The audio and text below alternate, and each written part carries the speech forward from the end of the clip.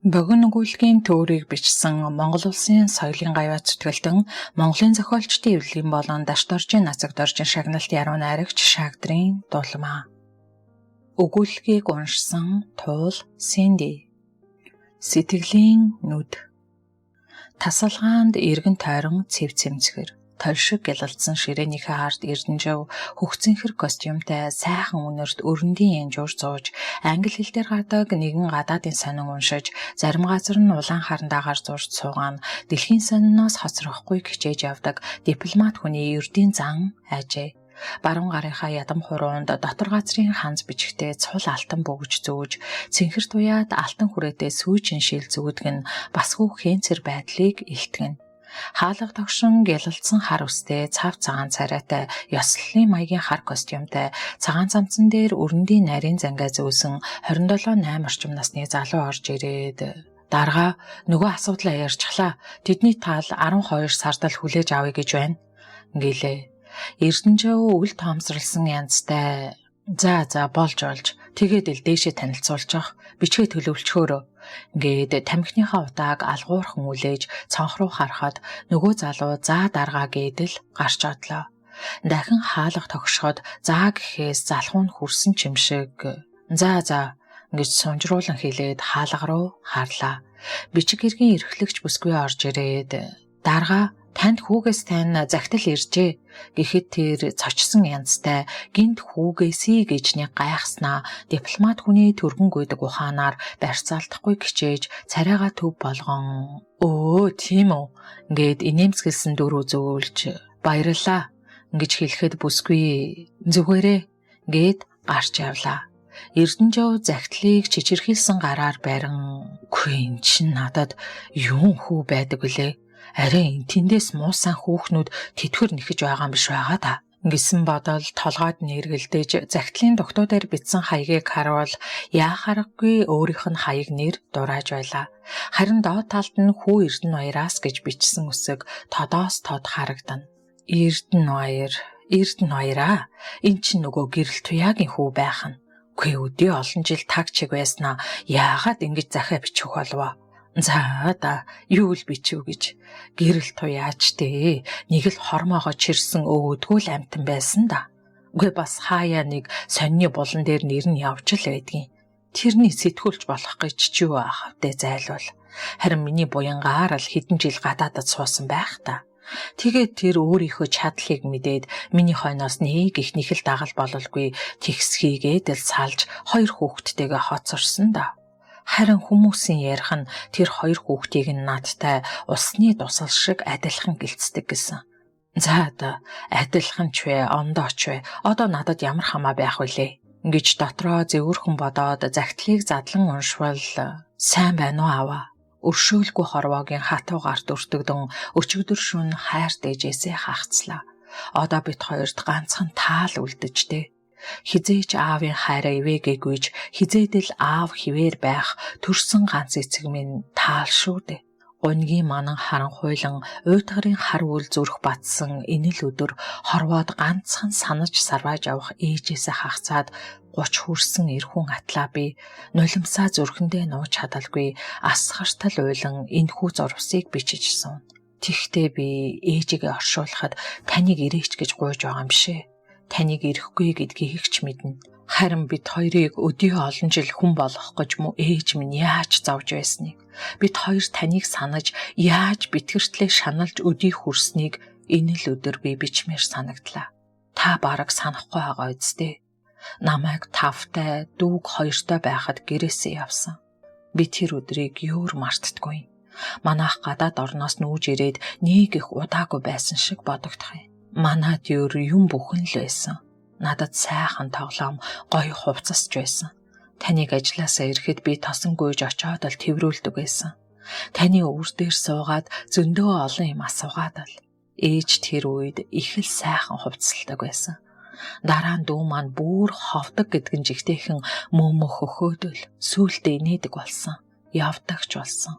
Таач дүүг өхөөрдөөд намайг эрхлүүлээд ямар сайхан байсан билээ дээ. Гэтэл нэг өдөр намайг цэцэрлэгээс авах гэж ээж очсон. Би аав яасан бэ гэж асуухад ээж сулхаан дуугаар аав нөө. Аав нь айлын хөөрхөн мама авах юм байхаа гэд хоолон зангирлаа. Би гайхаж аав тэгээд ирэхгүй мүү гэд дахин асуухад ээжийн нүднээс нулимс туслан аав нь ирэхгүй л гэсэн шүү дээ. Миний хөө хувцаа түргэн өмс дүүн уйлж байгаа ах гэлээ. Тэгэхэд би аав ирнэ. Миний аав яваад л ирнэ гэж дотроо бодоод ээжигээ яагаад уйлж байгаа учрыг олоогүй дэмийл өрөвдөн дотор нэг л хачин байсан. Тэгээд гэртээ орж ирэнгүүтээ таны бальтоо малгай хувцсыг тань харсан.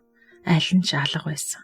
Тэр аимшигт өдөр ингэж бид амьдын хагцалд унаж өнчрөн үлдсэн билээ.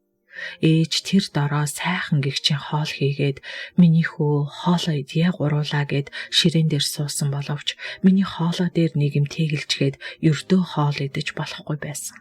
Би доошоо харан сууж байтал ээж миний хөө хоолоо идээ.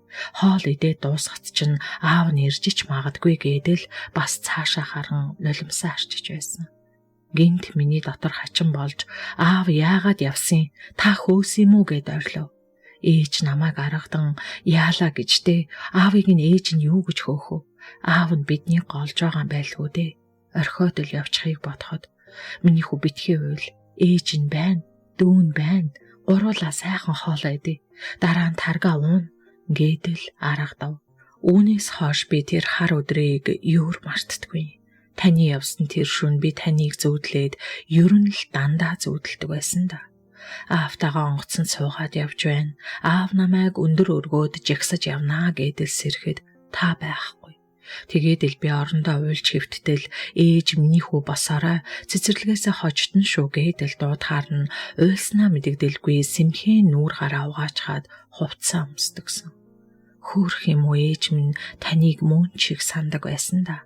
Юм л бол аавч нь байхдаа тэгдэгсэн, ингэдэгсэн гэдэл ярина. Тэгэхэр нь би ээж аав ирэх юм уу гэд асуухаар ирж ч магадгүй. Аавынхаа аягтай хоолыг миний хүү идчих. Айлын ир хүн чинь том аяганд хоол иддэг юм шүү дээ. Миний хүүч том л болж байна да. Ингээд толгойг минь нээлж үнсдэгсэн. Одоо бодоход ээж минь таныг дандаа гэрте байгаагаар бодож 30 жилийг туулсан байна шүү дээ хөөрхий. Дүү бид хоёр ээлжлэн өвдөж бас заримдаа хичээл хийж өгөхгүй муу ээжигээ бишгүүл зовоож зөггүйтэж хүүхдүүдтэй нийлээд гадуур дэмитинж байсан та. Тэгээд заримдаа бүр цөхөрсөн янзтай эцэггүй хүүхэд дэггүй гэж үнэн юм да. Аавыгаа байсан бол та хоёр ингэж задрахгүй. Гайгүй нэг л өдөр аав чи ирээд та хоёрыг нэг болгож өгнө гэдгсэн. Үнэн дээр хөөрхий жинхэнэ санаа нь таныг ирээд энэ хоёрыг нэг сайн дараад өгөөсэй гэж дотроо боддог байсан хэргэлтэй. Харамсалтай та энэ олон жил биднийг ганцж эргэж ирээгүй л дээ.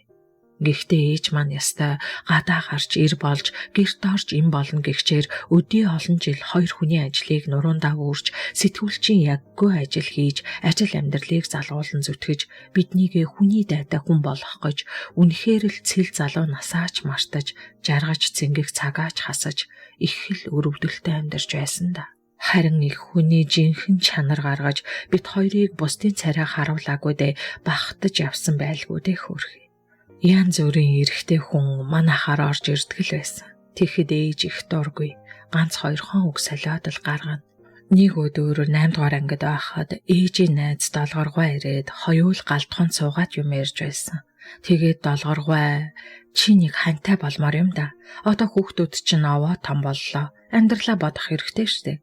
Айл эрд орхиод явсан нөхрийн хойноос гунж суугаад яах вэ дээ? Ингэж хэлэхэд ээж за да ханлий гэж ханлаад хайраа өгсөн хүн хаяад явчихаж байхад хаанаас хэнийг хань болно гэж итгэж гордож суух үлээ дээ. Ганц хүний зовлонч их л байх юм. Гэхдээ мо хоёр хүүгээ хүний царай харуулахгүй юмсан гэж зүтгэж явна. Өөрч бодож санах юм алгадаа долгоор минь гэж хэлээд санаа алдхан тодхон дуулдаж билээ. Түүнээс хойш би ээжигээ их өрөвддөг болсон. Бид хоёрыг л гэж байсаар залуу сайхан амьдралдаа жаргаж чадаагүй. Зарим хүүхнүүд шиг үр хүүхдээ орхиж өөр хүнтэй суугаад өөрийнхөө жаргалыг бодоагүйд нь их л хайрлах болсон юм. Ээжийн маань долгоргойд ярьсан үг миний сэтгэлд гүн хоногшин үлдсэн юм. Тэр үг л намайг ухаан суулгасан гэж би боддог. Тэгээд л би ихийг бодсон да. Хөөхий ээж маань бид хоёрын төлөө амьдарч байхад бид хоёр ээжигээ гихгүй юм бол хэн ээжийг маань ойлгох билээ гэсэн нэгэн бодол төрсөн. Өөртөөгөө аав адилхан хоёр хүүгээ эцэг маань орхиж хаяад явсан байхад ээж минь л энэ хоёрыгоо хүн шиг хүн болгоно гэж зүтгэсээр өнгөтэй өөдтэй бүхнээ л бид хоёр зориулж өөрөө өөдтэй идэж өмсөж чадахгүй явандаа гэж ухаарсан. Тэгээд тэр өдрөөс эхлээд би англи хэл зааж байсан багшийнхаа хичээлийг их л анхааралтай сайн хийдэг болсон. Гадуурч тэнхээ боллоо. Ээждээ л тус нэмэр болохыг боддог болов. Дүүдээч учрыг сайн хэлж ээжигээ л бодъё хоёлаа. Чи бид хоёрын аав ирэхгүйгээс хойш ганц муу ээжээ зовоож болохгүй шүү дээ. Миний дүү хичээж үз гэж захидаг болов. Сүлдээ дүүч бас ухаарсан болол та. Ээж ч баярлан миний хоёр хүү одоо л ухаан сууж байна гэд ээж маань дүүд гэрээрээ япон хэл заалгадаг болсон. Багшд ээж хуясаа цагийн мөнгө төлж их л зүдэрдэг байсан юм билээ. Ээж тэр үед бид хоёрт ингэж л хэлдэг байлаа.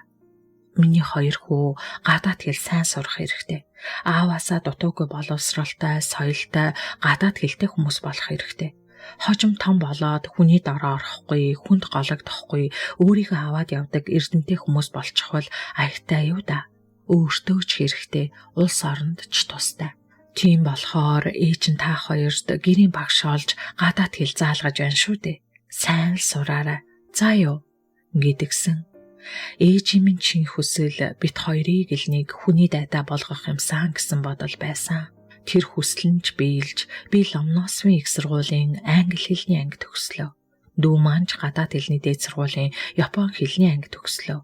Уул нь бид хоёрыг ээж олон улсын харилцааны дээд сургуульд явуулах гэж их хөөцөлдсөн л дөө.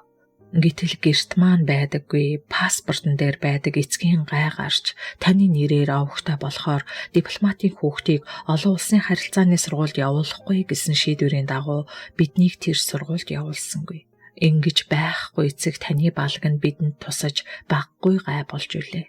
Уучлаарай аав минь. Би их л олон юм нуршиж байна. Сэтгэлд олон жилээр хадгалагдсан юм аа.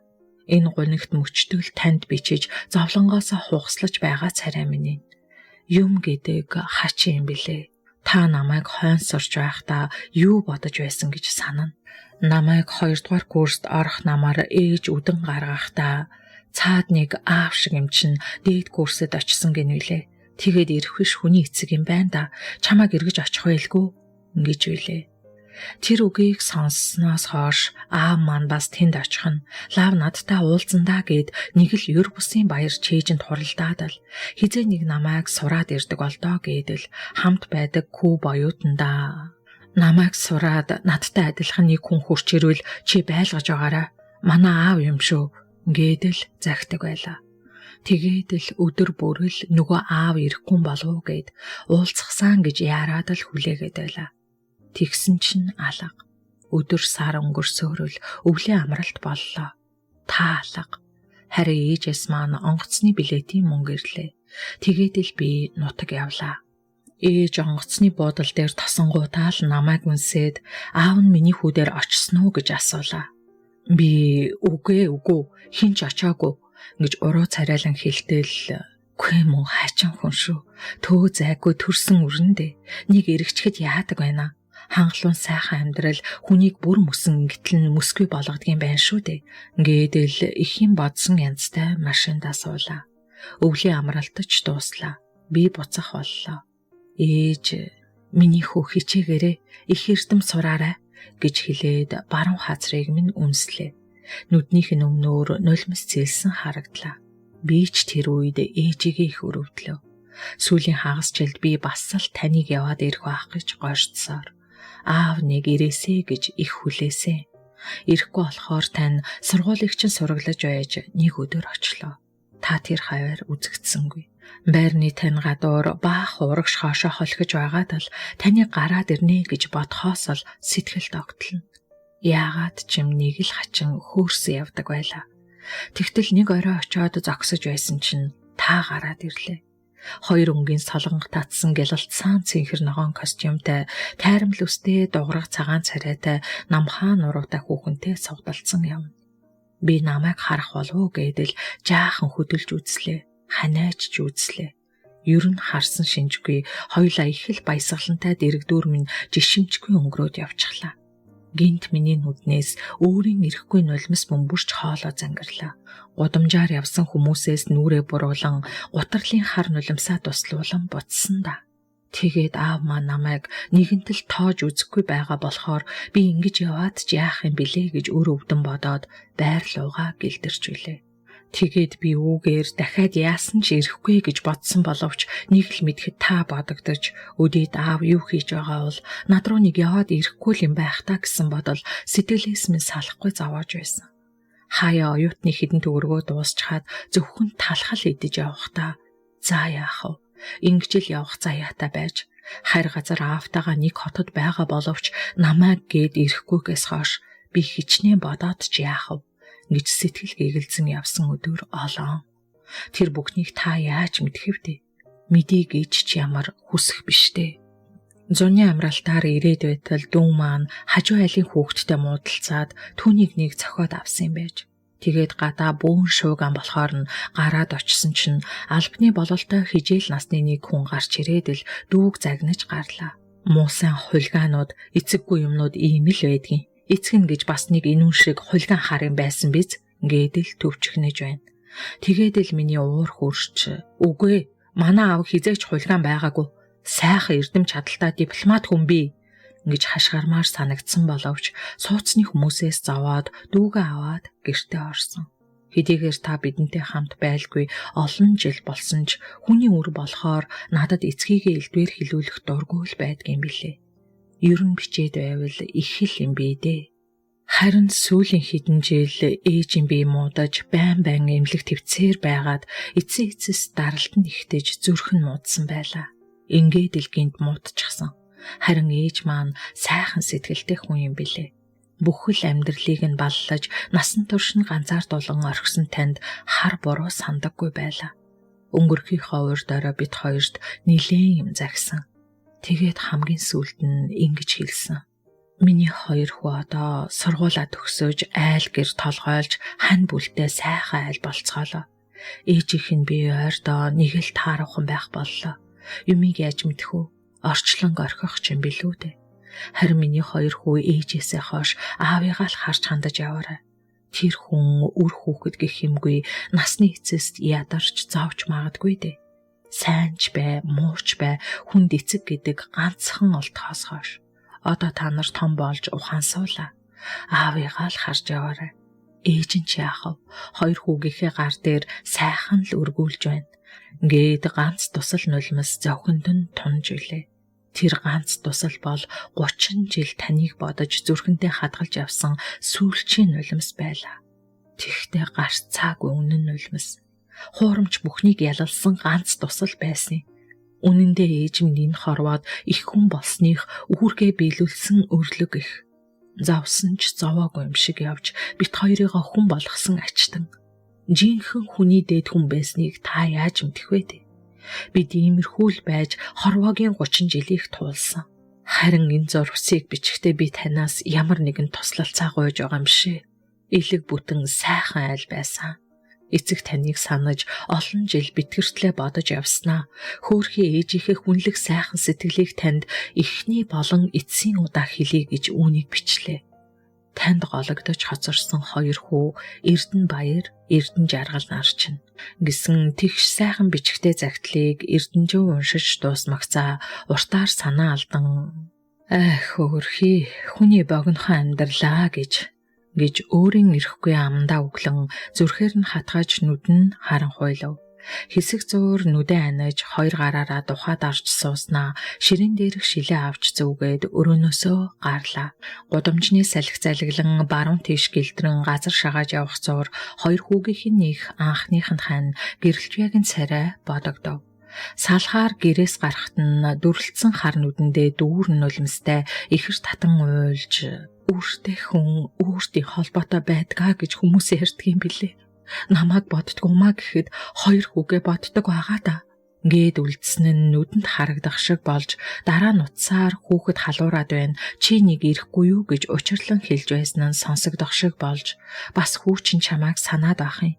Чи нэг ирж өөртөлж унтаж санааг нь амраахгүй юу да гэхэд нь надад зав алгаа нөгөөдөр гадаад явлаа гэж ууртаа уцаа шидэж байснаач нэгд нэгэнгүй эргэн саналаа.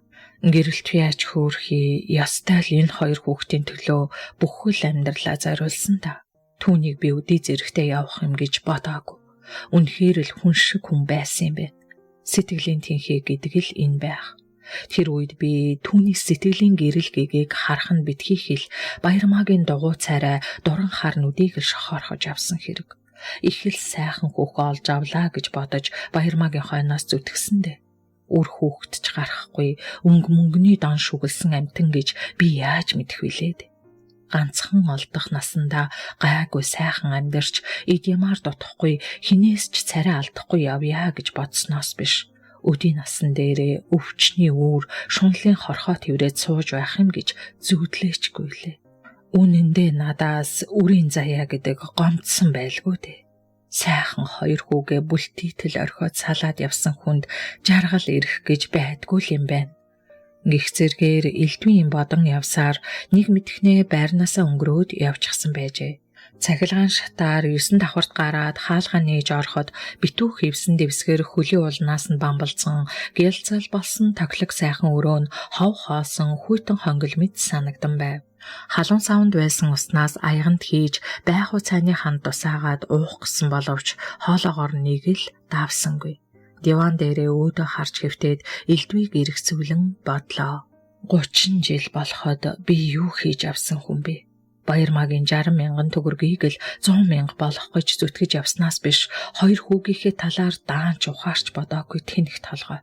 Мөнгөтэй л бол бүх юм бүтэн эрх тушаал эхнэр хүүхэд эд агуурс цөмөл байх болно гэж дооцсыг ярваж харан дээдэс долгонон үнтэй хувцаар өөрийгөө хулдаж өөдгөө бэлдуучлалаар суудлаа засаж өдий хүрснээс улс их ордондоо олигтой юм юу хийлээ. Өөрийнхөө орныг хоцрогдсон гэж л голж явснаас их орондоо хэрэгтэй ганц суур машин олоод ирсэн үү? Үгүй шүү дээ. Өөрийгөө зөвхөн өөрийгөө л бодож авч. Үнэн дээр Баярмаа бит хоёр дутсан юм байхгүй. Америкийн джинс, Английн шааха, Японы зурагт хятадын торго, энтхэгийн хоргой, Лаосын алт юу л ол юу вэ? Тэгтэл энэ гэрт хүүхдийн хөөхөн инээд хөөр баяр өгүүлэгдсээр л байна. Тэр хүний сайхан сэтгэл бүрч их өгүүлэгдэж байна. Бүхэл юм мөнгөн дээр тогтож мөнгөөр бүтэж ирсэн миний энэ хөө өчүүхэн орчин ингээд л болоо гэж юу. Гэрэл туяагийн үхэл гинт намайг орчлон харах нүдтэй болголоо гэж юу. Үгүй. Би орчлон жаргаж авсан. Харин намайг жаргаасан шиг энэ хорвоо гэрэл туяаг жаргаасангүй. Хөөхий минь тэр хальчгаж ядаж амьд байхад нь энэ захидал ирсэн болоосаа. Тэгсэн бол түмэн бурууга хүлээж хөлийнх нь үлмийт сөгдөгсөн. Тэр маань амьд байсансан бол намайг яваад очиход хөөхгүй л тийм сайхан сэтгэлтэй хүн байсан да. Үрийн заяа намайг орхисон шигэ ханийн заяач намайг мөн орхисон хэрэг. Халаг гэж гэрэлтвээ минь амьд байсан ч болоосаа. Өдий олон жил бит хэднийг даанч иргэн бодолгүй явж 30 жилийн дараа төрсөн хүүгээсээ ийм аимшиг захидал авч зүрхэн дээр минь аянга бууна гэж яаж мэдэх вүлээ гэж сэтгэлдээ гаслан хэвттэл гаднаас Баярмаа согтуухан өндөр өсгийтэй Австри гутал дээрээ тогтож ядангуйвалцаар орж ирээд чи юугаа бодоод гиюрчгээв хоолч хийхгүй хогооч цэвэрлээг ах чинь муу дурак чинь гэж хашгирахад Эрдэнэжөө чиний хоолыг хийхээрээ л нэг болсон доо. Согтуурч солиорч явхаар өөрөө ирээд хийж байхгүй яасан гэж зэвүүцэн байдалтай өгөөлөв. Баярмаагийн ууран шатаж хөө муу дурака би ангийнхантайгаа нийлээ жаахан юм ууж наргаад ирлээ яадгийн гэхэд Эрдэнэжөө чиний наргих жаргах игцсэн үү гэхээс багтаагүй байх шүү. Гээд хорсон зэвүүцэн харцаар хяламхийн хартал баярмаагийн уур нь улам буцалж ширээн дээр байсан тамхины үнсний алтан хүрээтэй саваар Эрдэнэживийн нүүрлүү нүүлэглээ. Эрдэнэживийн цэнхэр сүүжин шил бутран нүдний тус газраас сус урсан шилний хилтерхий нүдэнд нь орсон ч юм уу харахын аргагүй болж нүдээ дарлаа.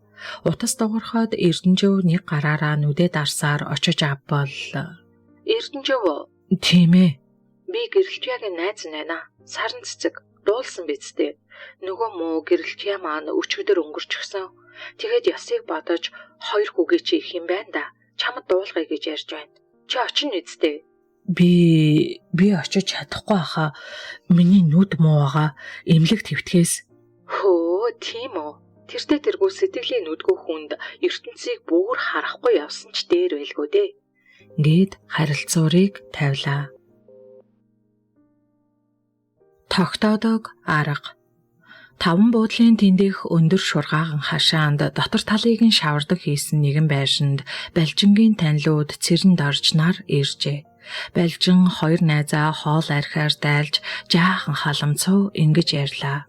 Цэрэн минь чи нэг сайхан хүүхэн аваад суугаач. Энэ хорвоо өнгөрөх нь байна шүү дээ. Гэхэд цэрэн сайхан хүүхэн гэдгийг чинь над шиг юм тогтоох арга байхгүй хаа. Гэхдээ хэцэс хүүхнүүд гэдэг чинь гэдэс цатгалан мөр бүтэн би амрал суувал юун дээрч тогтно. Та тунгалгийг яаж тогтоосон? Гүй мөн сайхан хүүхэн шүү гэж дорж хэлв. Балжин ташаа туулж нилээд ихэмсэг байдлаар энэ мо дөрвөлжин өрөөнд битүү мэбэл тавиад хевсээр бүрчгээд л өмсвөл үүтэн ухаар идвэл тарган хоньны мах идэлвэл алт мөнгө юу байдгийг идлүүлээд гарсан чинь хөөхий тунгаа атханд ороод л ирсэн юм да. Гэхдээ ердөө л ингээд тогтлоо гэж үү? Гэж цэрэн гайхан асуухад Балжин халзан толгоогоо нэг илээд "Үгүй тэгэлгүй яах вэ? Хүний хэрэгтэй юм бүхнээр хангачхаар чинь тэр юугаа ирж явах вүлээ дээ." Дорж нилээд зэвүүрхсэн янзтай. Үгүй тэгээд Балжингой хүнд чинь нэг сэтгэл гэж нэг юм байдаг үсттэй. Сэтгэл гин та нар. Сэтгэл байгаад энэ гэрт чинь хов хоосон байвал юугаа идэж юугаа өмсгий? Сэтгэлээ идэх үү? Чи даанч мэдэхгүй байна. Чи тэгээд л миний сэтгэлтэй хүүхэн ирнэ гэдэл сууж байгаа хэрэггүй. Гэж Балжин нүдэ анилган чанга доогтоо гихчин хөхрөөд халагдаа гэд гуяа алгадав. Цэрэн дорч хоёр бие өөдөө харснаа цэрэн дэ над шиг ядуу хүнчтэй тэгвэл сайхан хүүхэн авч чадах ч хүн байна. Гэхэд Балжин түүний яриаг тоосч чамд бол бүр л амархан олдно. Хамгийн аятайхан нэгийг харж аваад хідэн удаа машинаараа хүргэж өгөөд л салхинд хід гаргаад л гүйцээ. Хар машин чинь тэгээд л чамд хорвоогийн жаргал авчрах нь тэрдээ. Хүүхнүүд гэдэг чинь ямптай улс. Хөл амар явахыг бодолгүй л яах вэ? Гэж тас инэв. Дорж дөнгөж сая сургууль төгссөн 23-тай залуу юм. Тэр Балжингийн ярианд дургунд хүрсэн янзтай доошоо харж бодол хийснэ. Хүүхнүүд зөвхөн хөл амар явахын тулд л машинтай хүнтэй сууна гэдэг бол ёстой утгагүй зүйл. Автобусаар яваад л байхад болоо биш үү? Хотын айлч зөвхт автобус явдаг юм чинь. Гэхэд Балжин тоосч "Үгүй ерөө хотын согоонууд хормоо хотоо тастуулчих гэдэл тэр автобусанд чинь чихэлдэж байх хэрэггүй.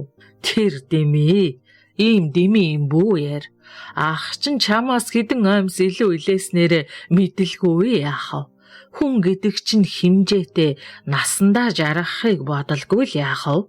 гэж ухуулах янзтай гараараа зангаж хэлв. Цэрэн тэр яах вэ? Сайхан хүүхэн тогтоодог арга ердөө л энэ юм бидстэй гэж дурамчхан хэлээд урдаа байгаа хундгыг байрч "Хүүхнүүдийн төлөө уух уу?" гэлээ. Энэ гурвын уулзалт иймэрхүү яриагаар төгсөж дорж цэрэн хоёрыг гарах гэж байтал Балжингийн эхнэр тунгалаг нилээд яргуур царайтай гаднаас орж ирээд аяарх мэндэлсний дараа Зах дээр өнөөдөр бүр хүн гэдэг жигтэйхэн олон авах хөөттэй юм даан чалга ганц муу гутлал өндөж байж авлаа. Ингээд эмэгтэй хүний урт төрөйтэй хромон гутал торноос гарган орныхоо хөлд тавилаа. Хөө мөн аятай хан гутлаа. Миний өвгөн хідээр авав. 180,000 гэж тавчхан хариулахад Балжингийн дотор эвгүй болсон авч мөн л хуурамч маягаараа инээн дайлтгнаж болж миний өвгөн л хөлдөө өмсөх юмтай болж байвал боллоо гэж юм бүхнийг их нэртэй л зариулдаг сайхан сэтгэлтэй хүний дүр гарган өгүүлв. Нөгөө хоёрч тунгалагт баяртай гэж хэлээд гарч одов. Түүнээс хойш олон сар өнгөрч нахад дэлгэрэх сайхан цагаар цэрэн нэгэн бааранд хооллох санаатай орж иртэл хамгийн зүүн ур захын ширээнд Балжин нилээд цогцсон байртаа сууж байснаа гинт цэрэнг харж энд суу гэлээ. Цэрэн Балжингийн ширээнд сууж хоол идэх зуур нөхрийн хариу бодож Балжинд 100 грамм хэдэн шил пив авч дайлав. Балжингийн царай нэг л гунигтай юр бишийн ярих үгэн тасалдаж хоёр нүдний гал буурч хорвоогоос дахин гордох жаргал байхгүй гэсэн шиг сүмэж харагдана. Нэрэн Балжин хорвоогийн хамаг жаргал хүний сайхан сэтгэлийг эд мөнгөөр тооцоолж явсандаа насан туршийн гуниг өврлөн хоцорсон ч байж болох юм. Ямар ч гэсэн түүнд баяр баясгалан алга байна гэдгийг цэрэн дотроо гадарлаж суулаа. Балжин үл мэдэх суудал дээрээ ганхаж байгаа нь үнцээрээ хөгцрөөд унах шахан салхинд ганхах хөгшин улаасны адил санагдана. Би нөгөө сайхан тунгаага тавиад туучсан шүү дээ гэж аяархан хэлэхэд цэрэн яагаад гэж огцомхон асуулаа. Яахав дээ? Тэр хүүхэн миний буйныг идлэх амны хишгэн дутсан байлгүй дээ. Тунгаа өөрөө юу гэж байна? Чиний дэргэд тогтож сууж чадахгүй, тогтоодог арга чинь буруу гэж хэлээд л гарах гэхээр нь эргэж ирж магадгүй гэж гордоод хитэн дээлий чинь ер нь чамд юу ч өгөхгүй гэдэл хэлчихсэн чинь уучлаарай. Надад юу ч хэрэггүй. Чиний эд хогшилт чинь хүний сэтгэл торохгүй. Энүүгээр чи хүнийг насан турш тогтооно гэж бодсон байж болох юм. Тэгвэл тогтоодог арга чинь буруу мэдвүү. Хүнд чинь сэтгэл гэж нэг юм байдгийн. Хар нэлхаас минь хуурч байж амьдралыг минь үрчгээд миний хойноос элдв хил ам татлаад байвал чинь би чамайг насанд хүрээгүй байхад минь засаг төрийн хууль зөрчиж байсны чинь булааг дэлгэж цөмийг хэлнэ. Танахаас юу ч авахгүй. Хүн гэдэг чинь сэтгэлээрээ амьдрахаас биш, сэтгэл таараагүй бол юутаач байгаад жаргалгүй байдгийг танаад байх хэдэн жилд сайн мэдсэн. Миний хойноос битгий нэхэл дагал болоор чамаас юу ч авахгүй. Мэ гээд чихэндээ байсан 3 цэнгийн эмэг хуруунд 2 бөгжөө мулталж ширээн дээр шидчгээд ердөөл өмссөн хувцастайгаа гараад явчихан тэр. Түүнээс хойш 2 сар боллоо. Би ч хойноос нь очсонгүй. Өөрийгөө гэмт хэрэгт барьж өгөөд яах вэ гэж бодоод л нэхэж чадсангүй. Тэгээд л ер нь бодоод байхад миний нөгөө чамд ярьж байсан тогтоодог арга маанч аргагүй л буруу бололтой доо. Тэгэхээр нөгөө цэрэн минь хүүхнийг чинь нөгөө доржин яриад байснаар сэтгэлээрээ л тогтоохоос болохгүй нэ. Тунгаа одоо гуанзанд ажилд ороод бас тэр гуанзанд ажил хийдэг нэг нүцгэн хар юмтай нөхцсөн гин билээ.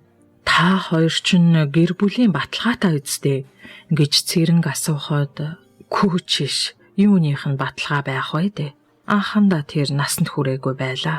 Сүүлдээч би өөрөө нөгөө хуучин эхнэр дээр байдаг хүүд минь хожим энэ юмнаас олдохгүй цөмийг л тунгалаг албан ёсны эхнэр гэдэл авчих болов уу гэж айгаад гэр бүлээ бүртгүүлээгүй юм аа гэж шивнэн хэлэхэд цэрэнгийн дотор хүй таргиж хүний дотор мөн хачин юм байдгийн байх шүү дээ. Балжингойч ёстой л хүний мэс муутай хүн байж тэгээд бас хүүхэн тогтоодог арга гэж худлаа номчрохож байсныг яана гэж бодож суудал үгүй тэгээд цэрэн би нөгөө гэр орон хашаа байшингаа ганц хүүдээ өгөөд өөрөө 3 буудалд ёстой нэг сэтгэл таарсан юмтай тогтож үзэх гэж шийдээд л сууж байна гэлээ. Монгол улсын соёлын гавьяа зүтгэлдэн Монголын зохиолч дэвлэлийн болон Дашторжийн насаг доржийн шагналт яруу найрагч Шагдрын дулмаа гуайн богино өгүүлэлт туужуудын цоморлогоос та бүхэндээ хүргэж байгаа илээ. Энэ удаа та бүхэндээ сэтгэлийн нүд нэртэй тууж, тогтоох арга нэртэй богино өгүүлэлгийг тус хүргэлээ. Тухайн өгүүлэлт туужуудыг сонсоод төрсөн сэтгэлдээ та бүхэн доорх комент хэсэгт үлдээгээрэй. Дараагийн сургамжит өгүүлэлгийсгээр дахин уулзтлаа. Түр баяртай.